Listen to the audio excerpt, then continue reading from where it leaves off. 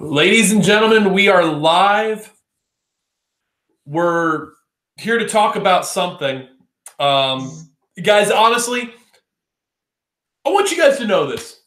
The board are the problem with Manchester United. I want you to hear that first. Hear it first from me. The board are the problem with Manchester United. But you want to know why the board are a problem with Manchester United? Because they have not grown the sack to fire Mourinho yet. That is where they are the problem with Manchester United. I honestly am just at this point at a loss for how Mourinho is still in a job. I'm honestly at a loss. Guys, I'm joined today by Matthew McFadden. Matthew, how are you, my friend? I'm not bad. Well, that's a lie, actually. What I'm saying that for. What a disgraceful game. You stole my tweet as well with that first sentence. Listen, shocking. We talked about this pre-game. You already know. Lies. All lies. All lies. All lies. Honestly, though, this is just at another level now. Genuinely, it is. And then, guys, of course, we're joined by our favorite Liverpool fan who gets all of the bragging rights today. Doug, how you feeling, buddy?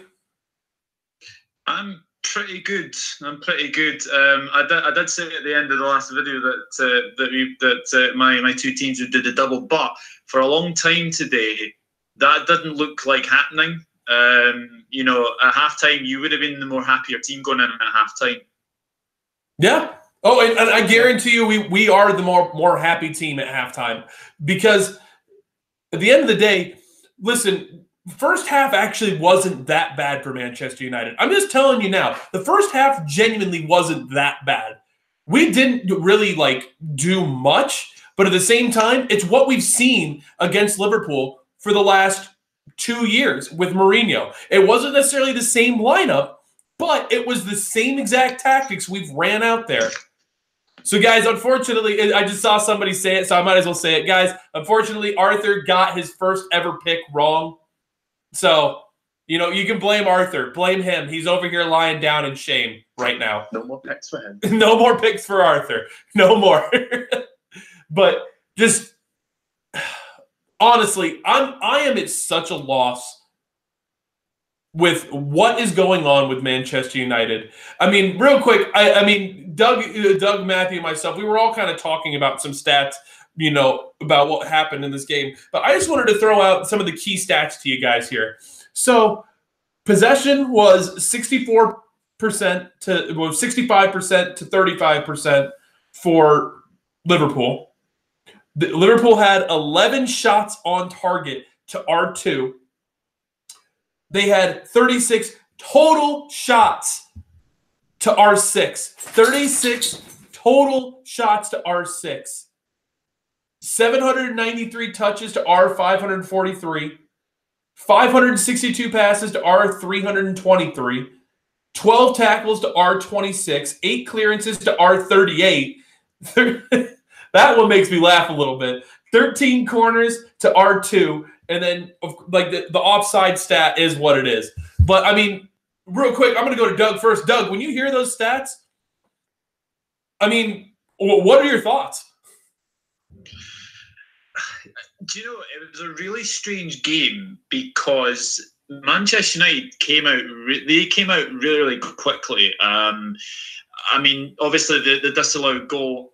I'm still getting over how that was disallowed. I still can't realise how that was disallowed. And then all of a sudden, there's a power shift because Liverpool were all over Manchester United for that first sort of 32 minutes, and then obviously they get the goal. I have no idea what Ashley Young is doing for the first Liverpool goal. Because he literally watches Manny get to the ball before he does.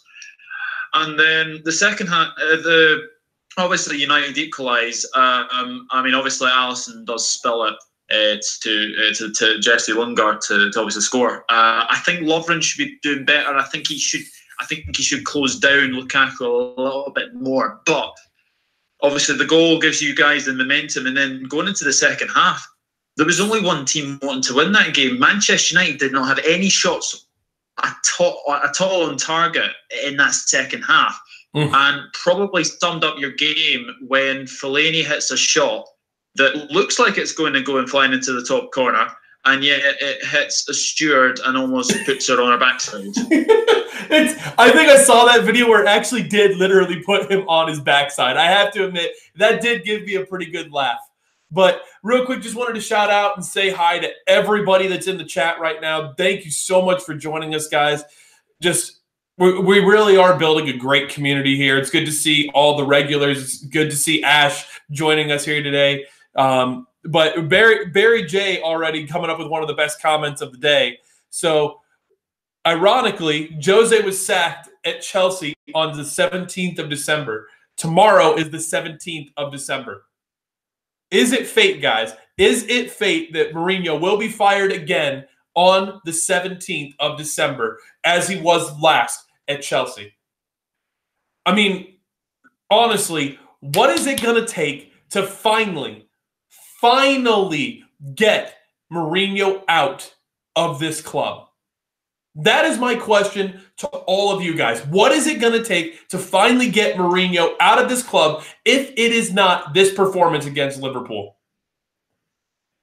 Like, honestly, I am at a genuine loss. I mean, Matthew, give me some of your initial thoughts on this match, and then we're going to go into player ratings here shortly after.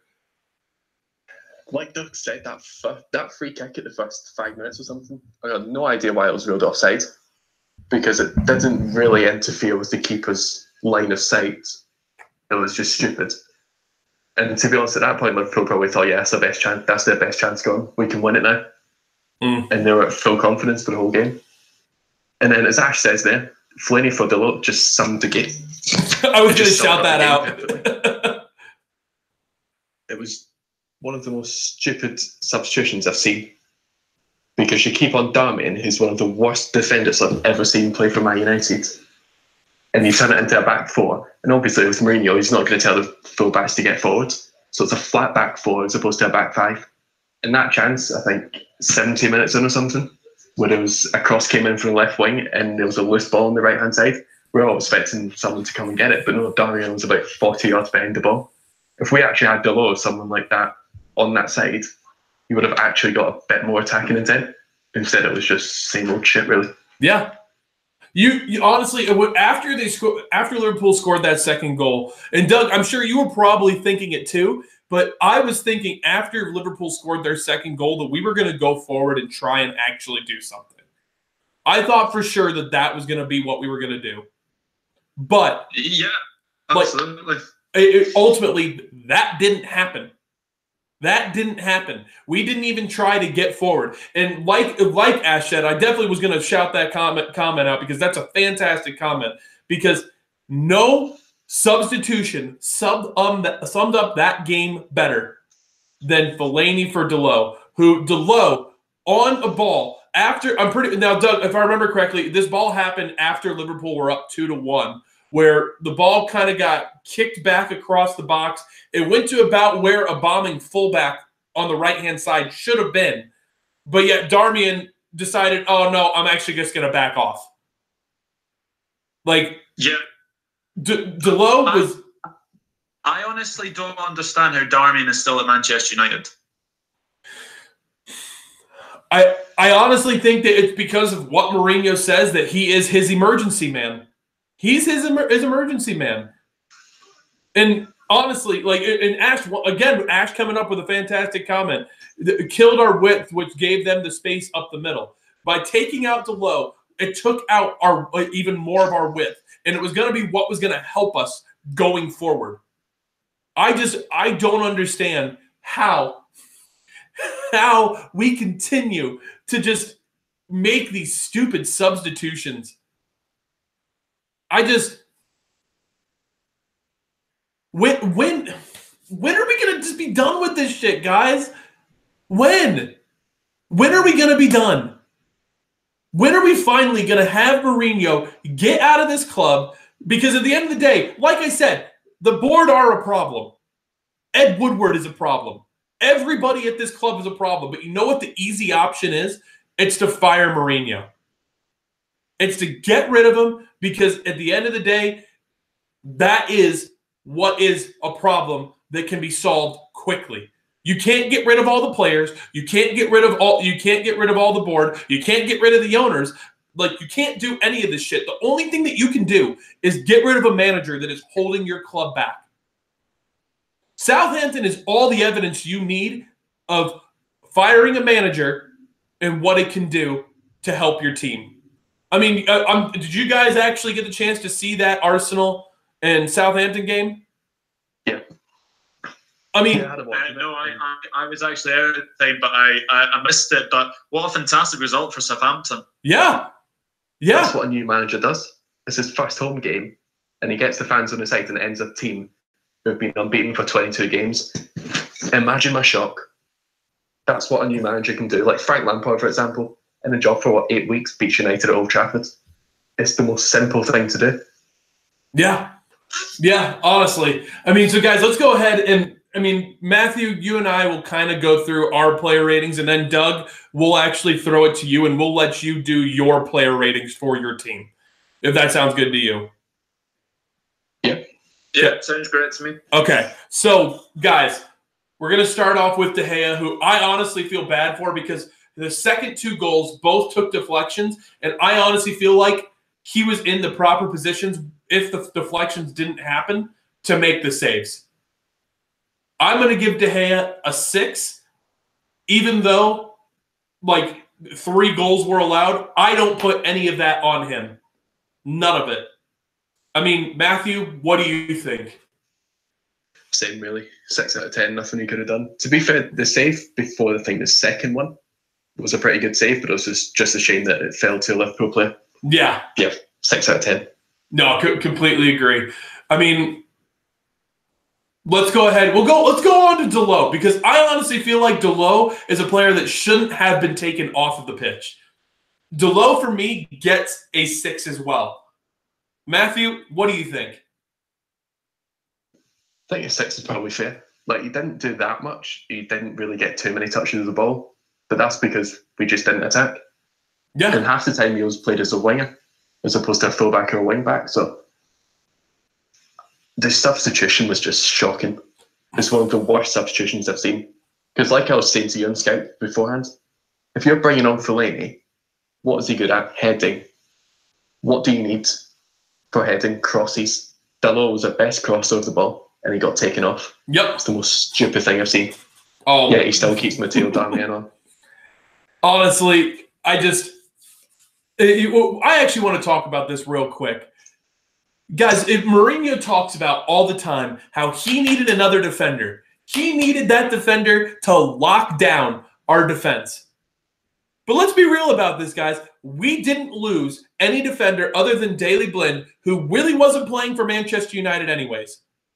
He wasn't. Daley Blind got a hat-trick today. I did hear about that. I heard that he got a hat-trick today. Got a hat-trick in an 8-0 win. Jesus. Some boy. Yeah, seriously, though. But honestly, we got rid of Daley Blind. That's it. Our defense didn't change. Our tactics haven't changed. Nothing has changed about this team from last year to this year. And yet we have conceded one more goal already this season than we did the whole of last season. And yet Mourinho's claiming, I needed a defender to lock down the defense. Fuck off, you stupid dinosaur.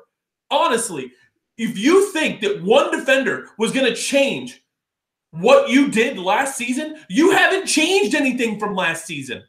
You've done nothing to change from last year to this year. Nothing. And yet you are claiming one defender would have changed it. One. You are an idiot if you honestly believe that. I'm sorry, guys. I needed to do that because, honestly, this whole defense thing today, it really blows my mind that we conceded more goals than we've allowed all of last season already. And we're not even halfway into the season. Not even. Just blows my mind. Blows my mind.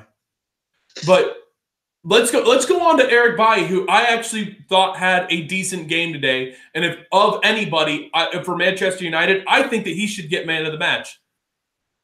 Matthew, give me your rating. In terms of a score, maybe 7 out of 10. Wasn't an amazing performance, but Yeah, he was pretty solid, I guess. Wasn't really much he could have done about any of the goals. I'll tell you why, I was shitting myself when he got injured. Because I predicted before the game started that Eric Bailly would get injured and Phil Jones would have to come on as a sort of joke. And I saw that and I saw him falling on the ground. I thought, no, not this. To be fair, if Phil Jones was to come on, probably would have been 5-1 to Liverpool. Yeah. Well, honestly, I think we were lucky to not concede 5, in all honesty. I really do. Expecting 5. I mean, but another guy who was playing center back, let's talk about Darmian really quick. Darmian got left on and moved to right back when he doesn't do well at playing fullback in the Premier League. It's just the truth. Matthew, what is your rating for Darmian today? I don't even think a number does him justice. He's just a shocking player. You see, the thing is, he did okay at center back. I'm not saying he did good by any means, but the instant he did okay in the first half. Yeah. But the second half, he was just an absolute passenger. Didn't really make any tackles, didn't really go forward. Didn't have the ball as such. Just did nothing. Was completely invisible. Oh, and he was completely invisible, basically all of the second half. And nothing summed up who Matteo Darmian is more than that play that I mentioned a little bit earlier, where a ball goes to where a right back should be, and for some reason, you see Darmian kind of was up, but then all of a sudden he was just trotting back. It was like he was stuck in the decision between playing defense and attack, and he chose defense. That's what Matteo Darmian does, is he defends. Exactly. And that's also kind of down to Jose, because you can tell that he was saying to the fullbacks, don't get forward. Exactly. If you get forward, you'll get exposed or whatever. So why make it a back 4? Just keep it as a back 3 where you've got that extra covering centre back. Yeah. You can afford the wing backs to go forward.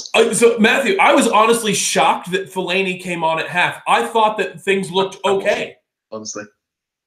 Well, I don't think I've expected a game or how a game has panned out so much as today.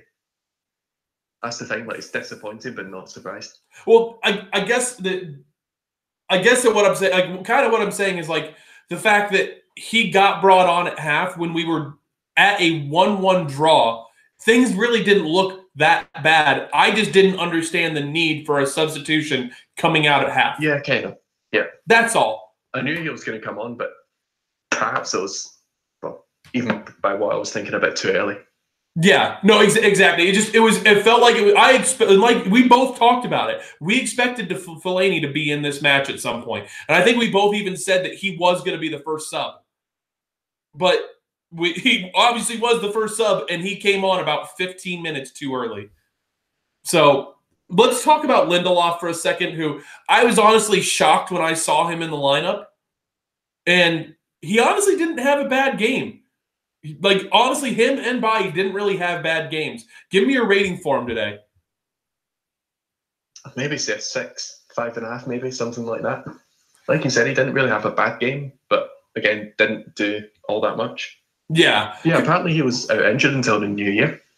That's what I thought. I thought he was supposed to be out until the new year. Like, his injury duration was apparently the same as Sanchez.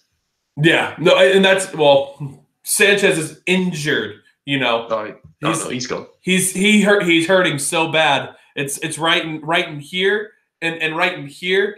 You know, it hurts so bad, guys. He's out for 6 weeks with hurt feelings. He's out with 6 weeks for hurt feelings. Jesus, I love that, Matthew. Good on you for that one.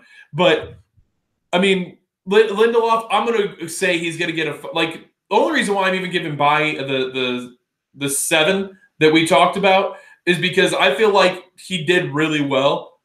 It's going to be the same with Lindelof. I feel like he deserves a 6 because I feel like he honestly did decently well. Funny enough, even though we allowed 3 goals, I think our defenders actually did okay. I think they actually did okay. It's really hard to say that they did bad when you have 2 deflected goals that lead to goals. That's going to happen at times. But at the end of the day, you know, you don't deserve to get anything above a 7 if you allow 3 goals. And so Lindelof gets a 6. Let's talk about Ashley Young, who I mean, honestly, he was really at fault for at least 2 goals. And, I mean, he's going to be the hardest one for me to rate because he didn't have a good game and he cost us a lot of things. If I'm honest, I'd give him a 4. Yeah, I get that. Like, I feel like a 4 would be appropriate because he really was a passenger in this game. Yeah.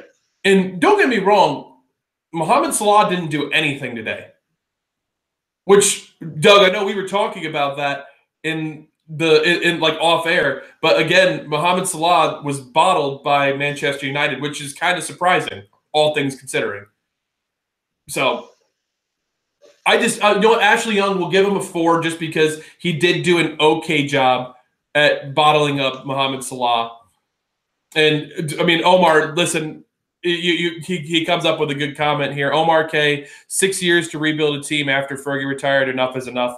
You're spot on with that, Omar. Absolutely spot on. It's time for just change overall in this team.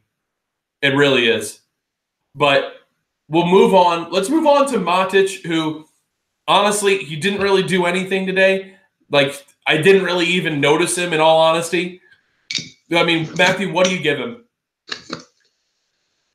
There was one bit in the first half where he had the ball and it just summed up Matic perfectly. He was looking around trying to find a player. I think he ended up trying to pass back or whatever, but just got the ball taken off him. I think it was by Keita. And I think that was in the first 20 minutes as well.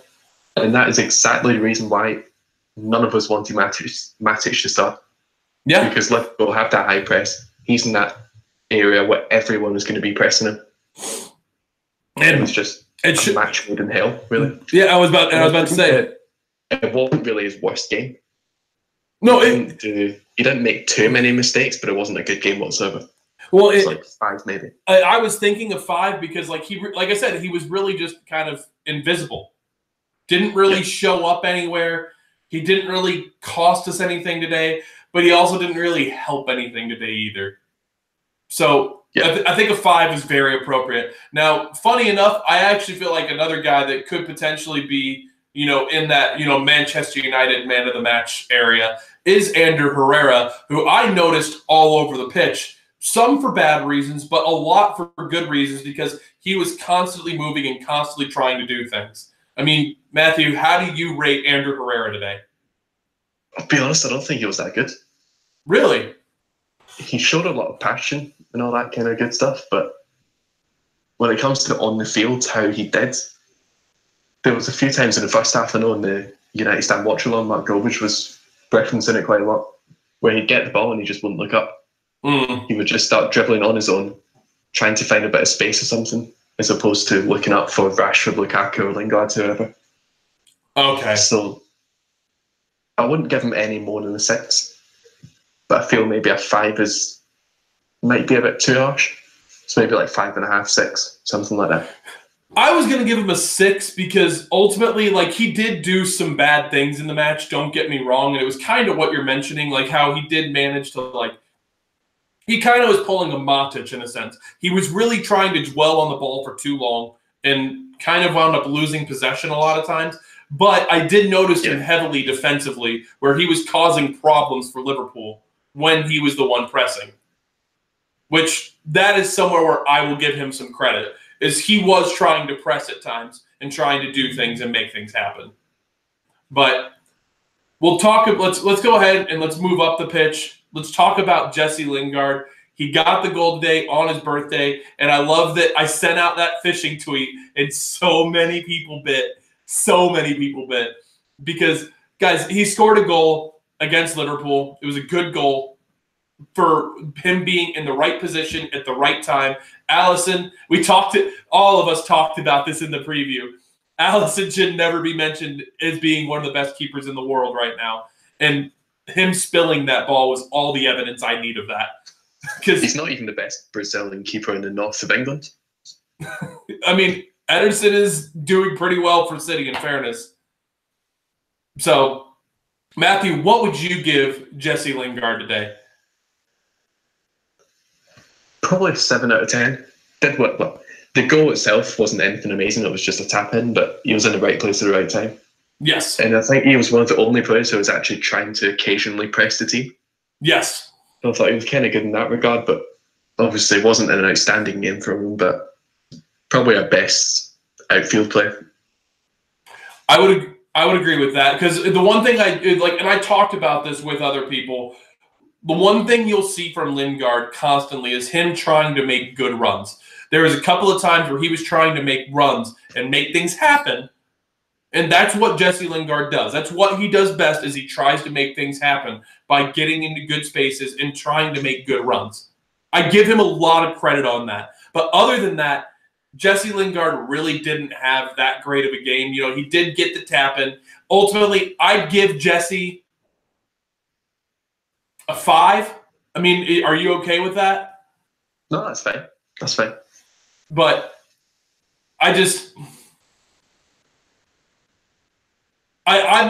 confused, because Jesse Lingard is somebody that is out there living his best life, and he does get a lot of stick from people because he's out there and he's built up a brand despite the fact that he isn't the most talented of footballers. And I have a hard time hating on a guy for that. That he's managed to build a brand big enough that he can get recognition despite the fact that he is probably a squad player for Manchester United. I can't hate on a guy for that. But I can't wait to talk about this guy, because you want to talk about passengers of the game. Romelu Lukaku was the definition of a passenger today. I didn't notice anything he did on the pitch. He didn't do anything good. He only hurt the team, and he continues to only hurt the team when he leads that line. I've got him on the back of this shirt, and honestly, when he leaves, I'll probably just throw it away, because I can't wait for Romelu Lukaku to wind up going to Italy like he talked about. Please just go to Italy and leave and get out of the club, because you are doing nothing to help Manchester United. Matthew, how do you rate Romelu Lukaku today? You talk about him hurting our own team, but I'm not sure if you remember that challenge. The boy should have got sent off. Yeah. Where he actually, to be fair to him, made a good first touch. It was the second touch that was gash, though.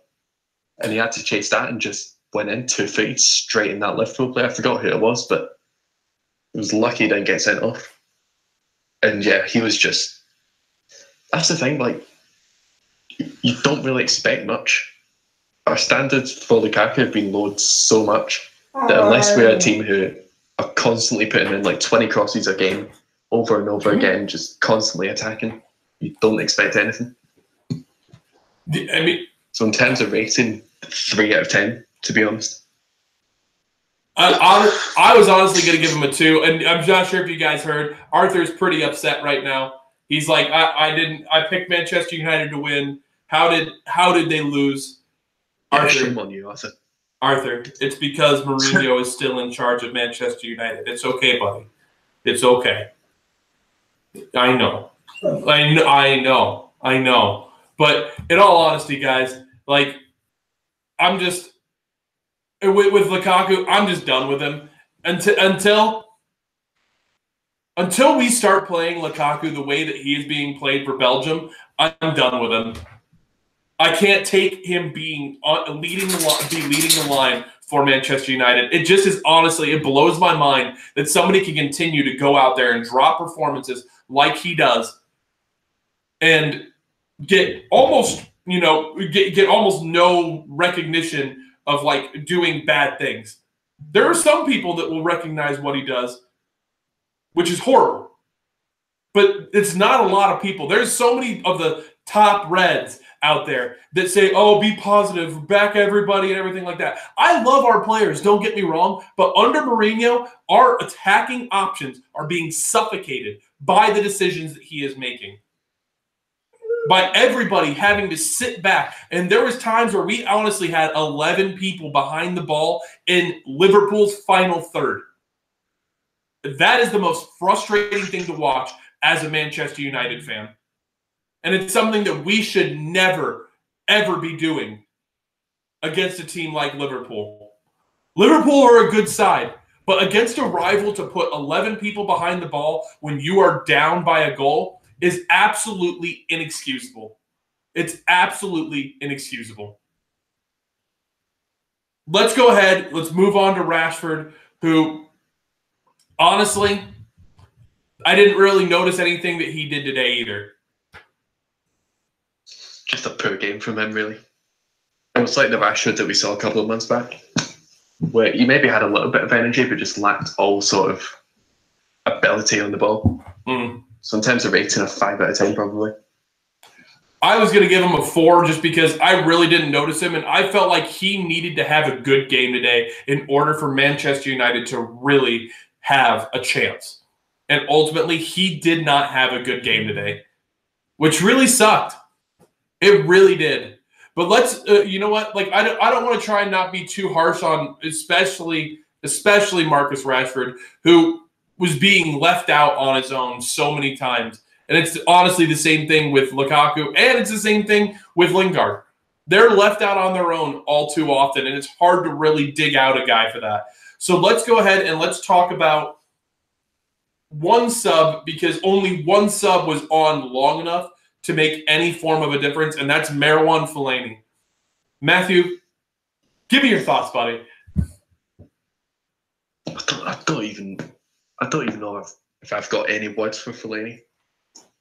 When he came on, I think we were all expecting us to go just rip one long ball, but it's the fact that he took off Dillon that just made Fellaini almost useless, really, because he's got wingers who, on the left-hand side, who are right-footed, and then he's got Jesse Lingard, who isn't really a winger as such. On the other side, no one's putting in any crosses for Fellaini. So really, it was like playing with 9 men, if you include Lukaku. Yeah, no, you're not wrong. You honestly aren't wrong. I mean, I'm personally, like, I've said this before. I realize that Marouane Fellaini serves a purpose at Manchester United, but we eliminated his purpose by taking out the guy that's actually able to put a cross in. I don't understand. You should have had Young and Delo being able to cross the ball in to Fellaini, if that's what you were going to do. Honestly, I wouldn't have even been upset if Fellaini had been subbed on for Lukaku, because at least you know that he's going to be able to bring the ball down in situations. You're guaranteed of that. So, Matthew, are you okay with the 4? I mean, it was a 4 for Fellaini. I don't even know what number I'd give him, because he just had no impact in the game whatsoever. I think purely for the fact that he sat a steward right in his arse with that last shot, I'd maybe give him a 5, but 4. That was a highlight of the game, honestly. Yeah, it was the highlight of his game at the very least. But the other 2 subs, I mean, they weren't on long enough to make any form of a difference. I'm just going to give them a 5 because, in all reality, they didn't do anything. So now, well, real quick, we started doing this last week. We're going to continue it. Let's go ahead and let's give Mourinho his ratings. How do you rate Mourinho's lineup that he sent out for today? When that lineup came out, I thought that's an absolute stinker of a starting 11. But I could understand Martial being on the bench because apparently he wasn't fully fit, so that was fair enough. Pogba, Martial, and Mata all on the bench though. And Pogba didn't even see the pitch. Was going to be that first sub. So, honestly, 2 out of 10. Yeah, lineup. Arthur, calm down. With that. All right, lineup. I'd maybe say a 4. There was still maybe 1 or 2 players out there who could have done something, but it was just a negative lineup from the start. So 4 out of 10 for lineup. I mean, honestly, I went with a 3 out of 10 for the lineup. When I saw that lineup come out, I was like, this really is going to be us sitting back as far as possible and trying to hit on the counter. And ultimately, we hit them on 1 counter, so it's kind of hard to be too harsh on it. But at the same time, I think that if you put out Pogba and Martial in a match like this, I think it makes a huge, huge difference. Let's talk about I think we should talk about the tactics next. I was going to say let's do the subs, but let's give the tactics a rating next. Tactics get a 0. Honestly, there was nothing good about the tactics. it's all good trying to, soak up the opposition, but you have to do it with some kind of quality and some kind of intelligence. It was like he was putting players back just for the sake of it, as opposed to having any sort of like tactical awareness. Yeah. Midfields just didn't do anything. And obviously the strikers were starved of service, so can't really say too much about them, but tactical approach, 0 out of 10. They had one chance when Lingard scored at half-time to, maybe change something, bring on someone like a Pogba, Martial, Mata to maybe get a free kick or something. But no, he just brought on Fellaini. Yeah. And that is probably one of the worst subs I've ever seen a manager make. Well, taking Diogo off. And like Doug mentioned, which, Doug, I'm sorry that we're taking a little bit long here, but like Doug mentioned, we didn't even have a shot on target in the second half. That's absolutely insane. Tactics are an absolute 0 out of 10. We did nothing in that match that made you believe that we were going to have a chance at even winning in that second half. That, to me, says everything about the tactics that were run out there against Liverpool in the second half. Listen, I get that Liverpool are playing on another level right now. I get that. But at the end of the day, like we've talked about on this show, we are Manchester United, and Sir Alex said it. Manchester United have a duty and a responsibility to entertain the fans. And there was nothing entertaining about that second half. We didn't make any true attempts. The only thing that was entertaining about that second half was what Matthew mentioned, and it's the fact that Fellaini put a Stewart on his butt from a kick that he put. Should have been on target, but wound up somewhere that way. It's wound up somewhere back in Manchester. It was bad. That was such a horrible shot. But tactics, 0 out of 10. And then subs, Matthew, I'm going to give the subs a 0 out of 10 as well. Can I give a negative number? If you want to, go ahead. I mean, I've banged on about it this whole stream, but that first half was shocking. At halftime. When you're 2-1 down to Liverpool, that's the time that you really need to start getting things kicking in. Yeah. And actually trying to go for a game, as opposed to thinking, oh yeah, we might get a goal here. I would have rather Mourinho had gone for it and we lost 3-1 than played the way that we did. Because at 2-1, he just thought, oh yeah, the game's over, I don't really need to make any more subs. And actually, in all honesty, if Pogba was to come on in that kind of atmosphere, I don't think he could have done all that much. But at least Mata. You try and put a long ball up to Fellaini, he'll cause some havoc. He might get fouled near the edge of the box. And then you've actually got someone who can, put in a free kick. Yeah. Jesus. Sorry, guys. 1 second. Jesus. That's a scary bark, isn't it? This guy's so mad. I'm really sorry, guys. I'm really sorry. Obviously, Arthur is very protective, as you can tell. Send Arthur on Jose. Maybe he'd actually start running out some decent lineups. But, guys, we have Michael Hubbard, who has been Mourinho in because he backs the manager, is finally a neutral. He says, I'm not Mourinho in or Mourinho out. He just sees what the problems are, which, Michael, I know you've seen what the problems are, but rip earphone users. Arthur is Jose out, guys. Just so you know, Arthur is Mourinho out. Because he's out the door as well. He's gone. You've raised the boy well. But I mean, I'm all for giving a negative number on the substitutions because the substitutions made absolutely no sense.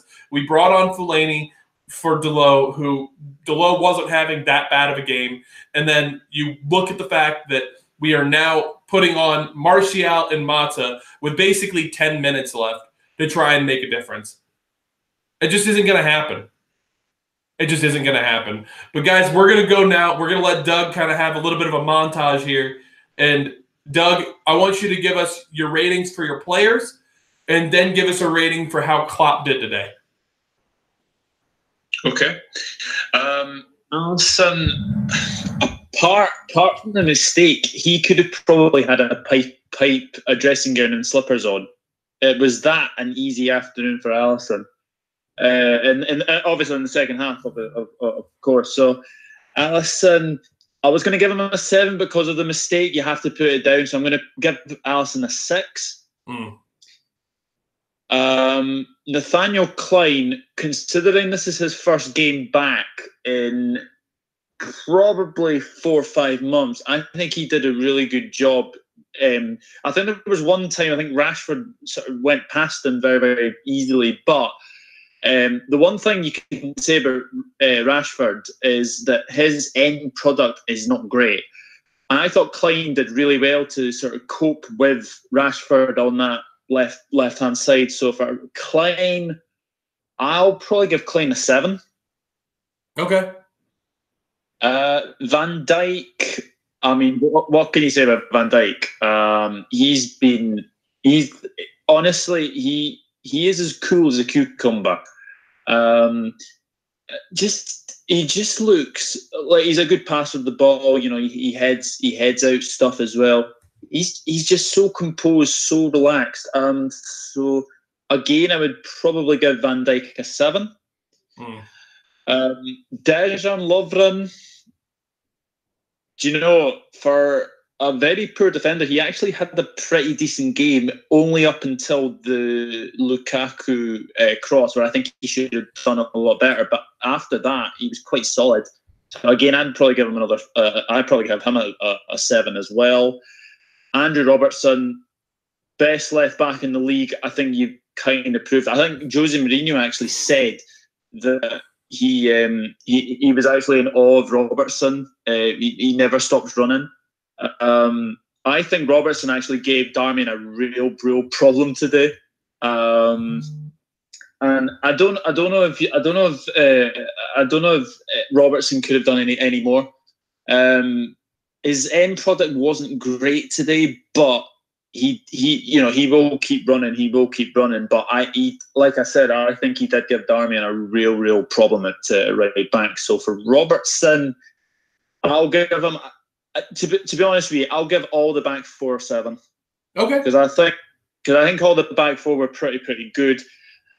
Naby Keita, his first experience of a Liverpool-Manchester United game. It was Keita who was on the end of that Lukaku challenge, Matthew. So, and you said Lukaku should have been sent off. I didn't really see much in that. I think it was a yellow card at best. I didn't see any malice in that challenge. So, Keita, you know, he tried his best. He really did.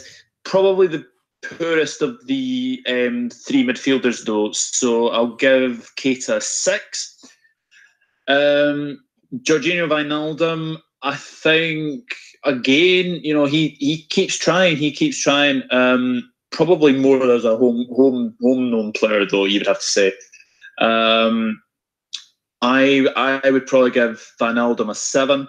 Fabinho, probably the best midfielder on the park today, and that is saying something when you know, we've actually got midfielders that can pass the ball. I'm not sure Manchester United have any midfielders that can actually pass the ball. Would you agree with that? Yeah, honestly. Yeah. Well, it's. I mean, I think obviously Fabinho, the pass for Mane's goal was absolutely superb. Just a chip ball in, and you know, Mane gets on the end of it. I think that Fabinho was probably the best midfielder on the pitch. So for Fabinho, I would have to give an 8. Mohamed Salah, he was very quiet. He was very quiet. Still hasn't scored against Manchester United ever.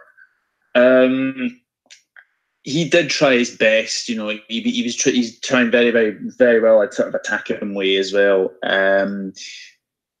I'd have to give Salah a 6 though. Roberto Firmino, again, another one that tried his best, but he was poor today. So for Firmino, I'd have to give a 5.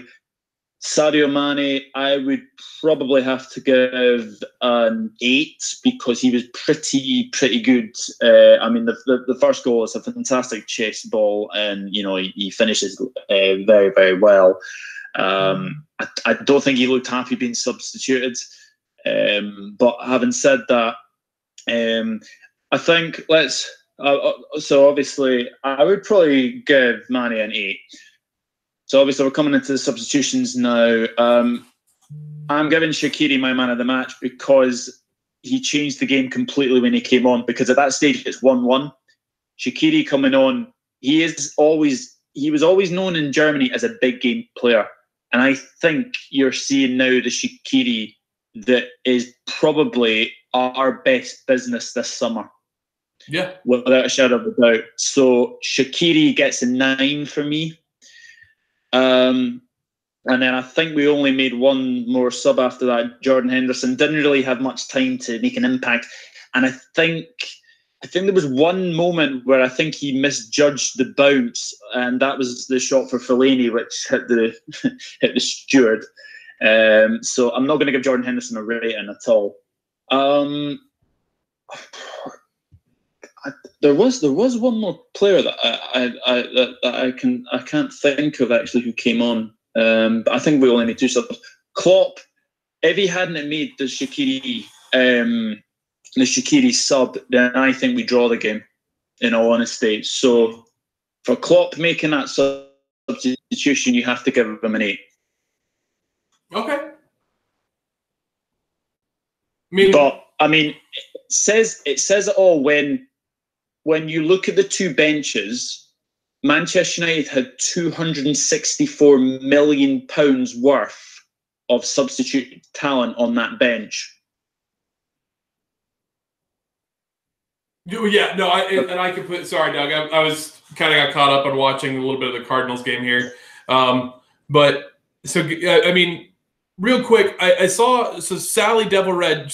I saw her post. If you can maybe post that link that you saw that on Twitter. So Sally's kind of giving some news that Phil Brown has said the Glazers are actively trying to sell Manchester United, which I'll post the link just now. Oh, you did? I'll just post it in a second. Okay, cool. Yeah, because if that is the case, thank God, because that will start everything. That could literally start this entire process if Manchester United are sold. And we can only hope that that is the case. Because, guys, I've said it before, and I will say it again. There is problems at this club from the very top to the very bottom. There's problems with players all the way to the owners. Honestly, there is massive problems with Manchester United, and this game brought all the evidence of that to light. The fact that you have a £90 million player in Paul Pogba who cannot even see the pitch. Cannot even see the pitch in a match against Liverpool. All because Mourinho has a problem with him and says he doesn't have heart. Well, Mourinho, you don't have heart. You don't have heart. You don't have fight, you don't have determination, and you don't have the will to bring Manchester United back to the way that they've been. We know that for a fact, and it's guaranteed. But real quick, so, I mean, Doug, thank you very much for giving us your ratings. I know that, you got a little bit of a montage there. And by the way, I have to ask you, how do you respond to George Kyle's comment of Virgil van Dijk is just a B-Tech Chris Smalling?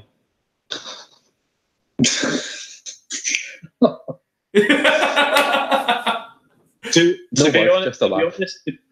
be honest with you, like, I do not understand how Manchester United are giving Chris Smalling a new contract. I really don't. No, listen, I'm okay with Chris. And we talked about this on our weekly show. I'm okay with Chris Smalling staying as a backup. But that's the only thing that he should be at Manchester United is a backup. It's just the truth. Do you think the timing of like announcing that Chris Smalling has a new contract ahead of a big derby game against Liverpool is do you think that was the right time to do it? Because I think the timing could have been a lot better at announcing that. I think it was announced about 7 o'clock on Saturday evening. No, trust me, I completely agree with you. Like, the timing of giving Chris Smalling a new contract was just slightly weird. It was slightly weird. It was like they were trying to be like, "Oh, hey, look, we re-signed somebody else." And listen, I'm gonna give some people credit. There was some funny ass memes in response to that tweet. There was some world-class stuff for people. You earned that. You earned that, because a lot of that shit was really funny. But at the end of the day, guys, Chris Smalling is still a Manchester United player, and it's not like he has been the worst defender that we've had. It's the truth. You might not like to hear it, but it's the truth. And Michael Hubbard just said it. Smalling's been our most consistent center back. That's actually the truth. And people don't like him because he does cost us the occasional goal. But guess what? Almost all center backs are going to cost you the occasional goal. It happens. I'm not going to hate on Chris Smalling, because Chris Smalling does pop up with a good goal once in a while. And at the end of the day, he does his best with what he does. About the best you could say for Chris Smalling. But let's go ahead. And Matthew, I did see your comment that you have to get out of here probably in about 10 minutes or so. Yeah, yeah, totally good. We're gonna start wrapping this up here anyways, because we've been going for 50 minutes. So let's go ahead and let's kind of just wrap things up a little bit here. Doug, we're gonna go to you first. Doug, kind of give me some of your final thoughts on the match. And honestly, what do you think that it is that Manchester United need to do to get back to being better than Liverpool? And not only that, to being a title-winning side? Well, I don't think I've ever seen, in all the years I've supported Liverpool, like all the years supporting Liverpool, that I've never seen Liverpool 19 points ahead of Manchester United before Christmas. I mean, that is just laughable. Yep. Do you know what? Mourinho has to go, and he has to go now. So, look, that day you were saying that Mourinho got sacked on the 17th of December. I think he got sacked about 5 o'clock. So deja vu could have happened. I'm just not sure your board are going to be able to make a decision. I think there's a lot of problems at Manchester United, but everyone knows it'll be blame Pogba gate again. Yeah, it's Pogba's fault that he couldn't even get on the pitch. It's all his fault, definitely. Yeah, I think there are big problems, but I mean, like I said, like previously, I mean, you leave Pogba on the bench, you leave Mata on the bench. I mean, they could have done a better job than Darmian. Yep. I mean, Fellaini for Dalot, that I honestly do not understand that substitution, because I know Dalot was on a yellow card, but having said that, he was looking pretty promising down that right. And I think putting him off there was no width again for Manchester United, I don't think. I don't know if you and Matt will agree with me, but I think once you take Dalot off, I think there's a lack of width in that Manchester United wide areas. Oh, completely agree, dude. You are crying out for a winger. Rashford, his end product is not great, so he really needs to improve with his end product. And I honestly don't understand why Lukaku started today, because he was non-existent. I couldn't remember. I couldn't even remember him touching the ball. I think he maybe touched the ball maybe 2 times that I remember. I think he touched it leading up to that foul on Keita, but apart from that, I don't remember anything. Yeah, that is a big problem for United. I mean, can you see United getting like another centre back in January? Like, I honestly don't. I honestly don't see why you would trust Jose Mourinho with money. Well, I wouldn't. I mean, obviously, if he is still there in January, then there is a lot of problems by the board to refuse to get rid of him. I mean, Manchester United now, big hope. I mean, top 4, but even that, you're 11 points now behind top 4. It really saddens me to see how bad Manchester United have become under Jose Mourinho in 3 years, considering that last season you finished ahead of us. You finished second last season. Honestly, I really want to see when Manchester United get back to their best, because obviously Liverpool Manchester United is still the biggest rivalry, but I am really feeling for the supporters right now, considering what the board are doing, what the Glazers have been doing. Ed Woodward is not a chairman; he is a businessman. I can honestly say that there are people at Manchester United in the boardroom level who I think are not football people.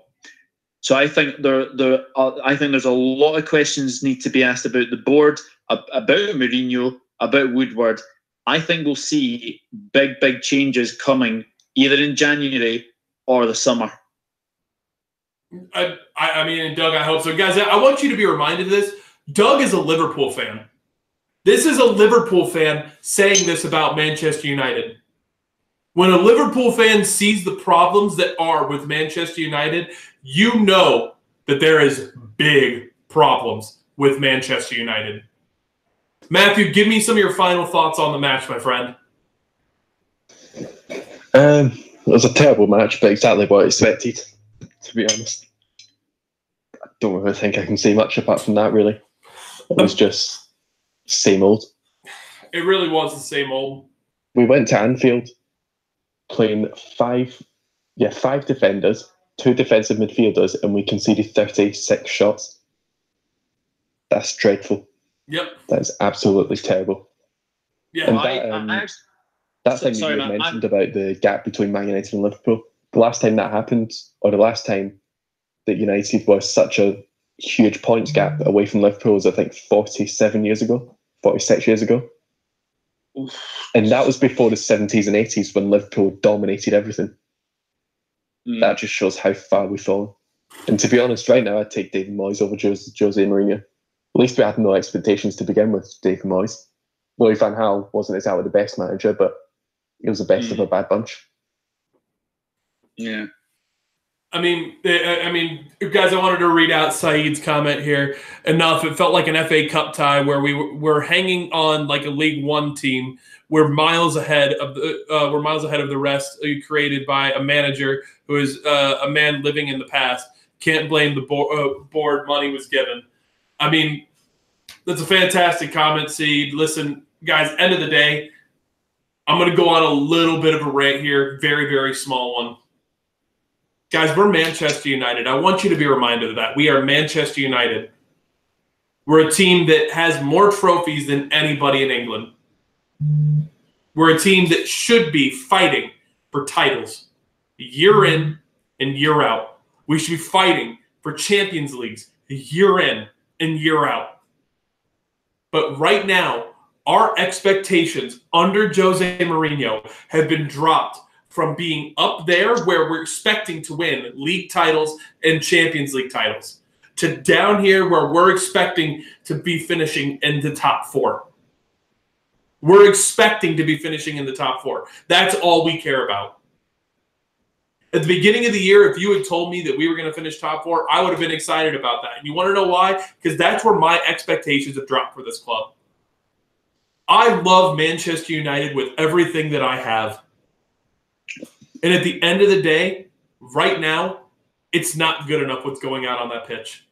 Whether you want to put that on the manager, whether you want to put that on the players, or whether you want to put that on the ownership and the board, what is going on that pitch is not good enough for Manchester United. Be reminded again, we are the biggest club in the world. We have more money than anybody else in the world. We should have the ability to be Manchester United, and we should be able to live out the words of the song, We do what we want. We do what we want. We're Manchester United. We do what we want. Guys, be reminded that our expectations should not be down here. Keep your expectations up here. Do not let yourselves be brought down here. Because we are going to be back. We're going to be back at the top. I don't know when and I don't know where, because right now my expectation is that Mourinho's going to be here for another year, because I don't trust this board to have the cojones to take this manager out. I don't. For the love of, like, honestly, if I wake up tomorrow and the first news that I see that is that Mourinho is gone, I will go live with you instantly and react with you. Because in all honesty, I have no confidence in this board, in this ownership group, in Ed Woodward, in anybody at Manchester United to do what is right and take out a manager that has made our expectations come from up here to down here. We should have never allowed that to happen. Don't let your expectations be lowered, because we are Manchester United. Always remember that we are Manchester United. We're bigger than one person, and we're bigger than just one little thing going on. We're going to live on forever, and we're going to get back to it. Believe it, guys. Absolutely believe it. We will be back, and it's a matter of time. But let's hope that these cowards of a board take out this coward of a manager. Get him out of the club. Guys, I'm done with my little rant there. Matthew, thank you as always for joining me, my friend. You know I can't appreciate you enough. Everybody's stuff is in the description below, guys. But Matthew, go ahead and shout out anything you want, brother. Yeah, cool. I'll probably just post meme after meme after meme tonight, to be honest. That's what I do after a loss. So @_Matthew. It might get a little bit of a laugh through it, but probably not. And then, as always, offsidegraphics.com. What was funny was, during the game, I got a Mohamed Salah post order. That was someone just rubbing it straight in my face. A little bit. Just a little bit. Doug, was that you? No, honestly, it was definitely not me, no. But, guys, honestly, follow Matthew on Twitter. Matthew's one of the best friends that I have. He's a great man. And, honestly, I can't say enough good things about the guy. Oh, that's adorable. I love you, buddy. You know it. But, Doug, thank you for joining me, man. I really do appreciate it. And we will get you back on the show soon. Anything you want to shout out, my friend? I did make sure to put your radio show's link in the description below. Yeah, just follow me at mrod_1992, and then obviously follow my radio show, which got a few followers. So thank you very much for that. At Sam Radio TFS. But it's been an absolute pleasure. I'm sorry you guys didn't get the draw or victory, but honestly, like you say, Manchester United are the biggest club in England still, and you will get back to best. Look what Klopp's done to Liverpool. He came in into a new regime. Brendan Rodgers was gone after the Everton game. Klopp came in and look what he's done in 3 years. He's now top of the league. Whether they stay there is another matter. But Manchester United will become good again. But I do feel for the fans. But I want to just wish you all have a very happy Christmas. And honestly, I do hope I read tomorrow that Jose Mourinho has gone, because then Manchester United can focus on getting top four and having a better end to the season. Let's hope that is the case, man. Let's hope that these rumors about the owners finally being willing to sell Manchester United are also true, because that would just, if we get both of those things tomorrow, oh man, we might actually have a party on stream. Matthew actually guaranteed me face cam if that happens. So yeah, Matthew, not that I'm throwing you under the bus or anything like that, but fair enough, eh? But we'll have hour-long party. We'll have 4-hour-long parties on the stream. We're just going to be drinking nonstop. 24-hour live stream. 24. You know what? 24-hour live stream. I'll do a 24-hour live stream if both the owners and Mourinho are gone tomorrow. Or you know what? I'll even say it by the end of the week. If by the end of the week they're both gone, Bit of leeway. oh, dude, we'll do 24-hour live stream. I'll do some video games. I'll do some other stuff. We'll have some fun on stream, guys. We'll have an absolute party. But, guys, thank you so much for joining me.